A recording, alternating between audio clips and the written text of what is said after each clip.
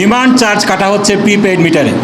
এটাকে ডিজিটাল চাঁদাবাজি ছাড়া অন্য কিছু বলার কোনো উপায় নেই। ভূতুরে বিলের ব্যাপারে আমরা জনগণের বিলের কপি চেয়েছিলাম, শত শত কপি আমাদের কাছে আছে।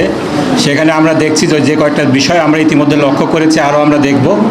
প্রথম বিষয় যেটা, পার্লামেন্টে কিন্তু মাননীয় প্রধানমন্ত্রী এবং বিদ্যুৎ জ্বালানি মন্ত্রী ওয়াদা করেছিলেন সার্ভিস চার্জ নেবেন না, সার্ভিস চার্জ এখনও কাটা হচ্ছে। ডিমান্ড চার্জ কাটা হচ্ছে প্রিপেইড মিটারে।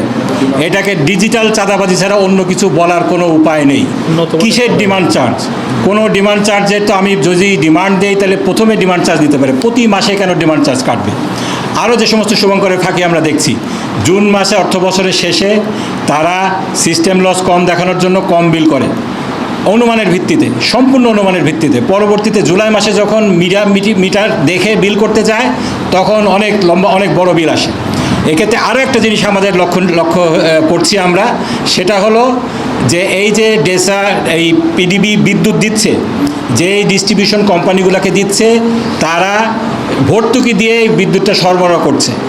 পক্ষান্তরে যারা ডিস্ট্রিবিউশনের দায়িত্বে আছে তারা জনগণের কাছ থেকে বেশি বিল আদায় করছেন।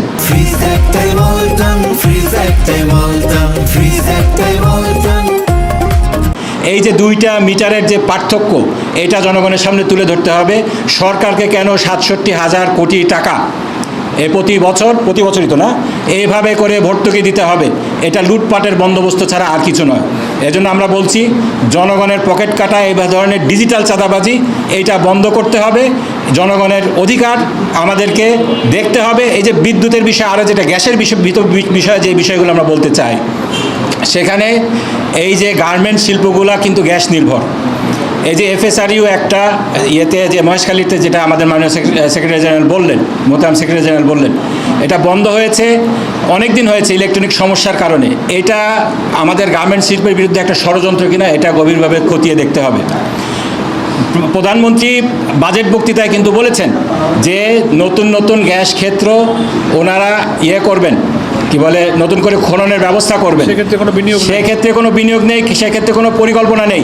বর্তমান যে ডিপিপি সিস্টেমে ওনারা যদি করতে চান, 3 বছরের আগে এই সমস্ত প্রকল্প কোনো আলোর মুখ দেখবে না। আমাদের কথা, গ্যাসের যে আমাদের সম্ভাবনা রয়েছে, এক্সপার্টরা বলছেন আমাদের পার্শ্ববর্তী দেশে 10টা কূপ খনন করা হলে এক জায়গায় গ্যাস পাওয়া যায়। আমাদের দেশে আলহামদুলিল্লাহ 3টা কূপ খনন করলে একটাতে পাওয়া যায়, গ্যাস পাওয়া যায়। অথচ গত 17 বছরে কোনো কূপ খনন করা হয়নি। যে সমস্ত কূপ থেকে গ্যাস পাওয়া যাচ্ছে সেখানে যদি পুনর্খনন করা হয়, সেখানে আরও গ্যাস পাওয়ার সম্ভাবনা আছে, সেটাও করা হচ্ছে না। অবিলম্বে গ্যাস কেন্দ্রিক, জ্বালানি কেন্দ্রিক একটা জাতীয় নীতি করে এই সমস্ত বিষয়গুলো দ্রুততম সময়ের মধ্যে বাস্তবায়নের মাধ্যমে গ্যাস সংকট সমস্যা সমাধান, বিদ্যুতের সংকট সমাধান করা প্রয়োজন।